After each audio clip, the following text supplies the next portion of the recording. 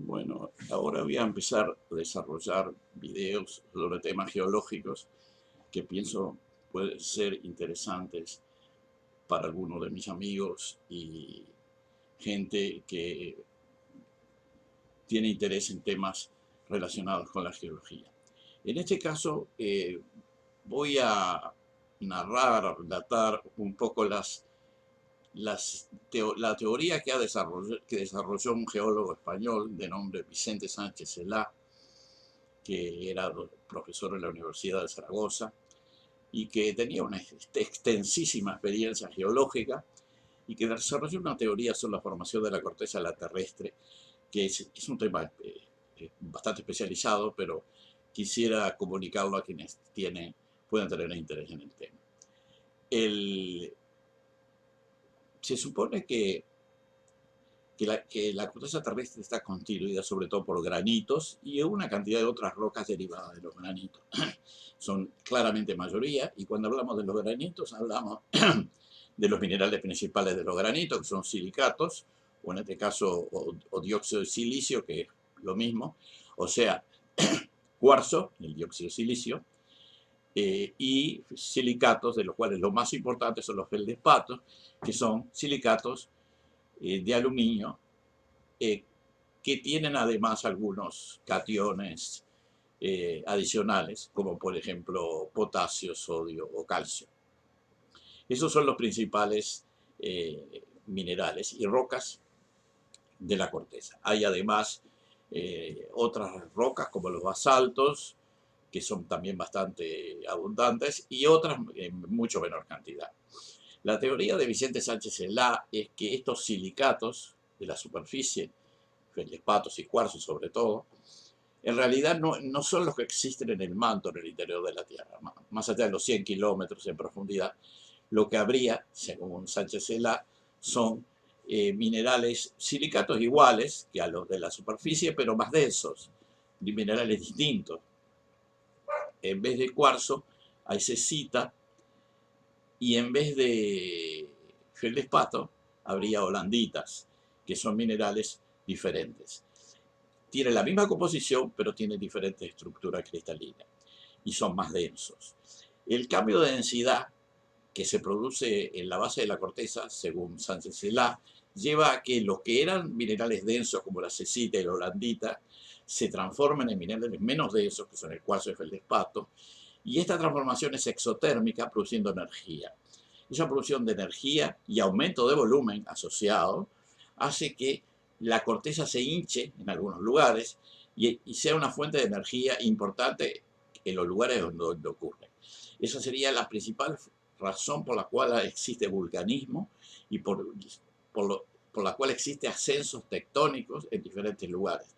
De esa manera, Sánchez Celá está cambiando la teoría ortodoxa, que señala que la radioactividad de las rocas, el potasio 40, el uranio torio, etcétera, que generan energía radioactividad, y esa energía es la que es el motor de todos los fenómenos de ascenso de la corteza y de calentamiento y de fusiones y de magmatismo, etcétera.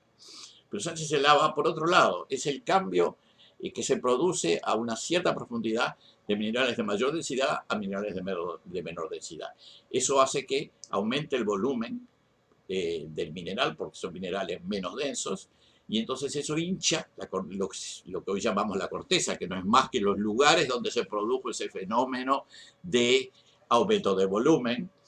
Y podemos imaginar además que en profundidad hay otros niveles de la del manto, por ejemplo, más en el interior, en donde se producen también cambios de fase de unos minerales más densos a unos minerales menos densos, con lo cual habría comportamientos exotérmicos en varios niveles del planeta, y eso llevaría, bueno, primero a que se genere energía por ese motivo, por estos cambios exotérmicos, por un lado.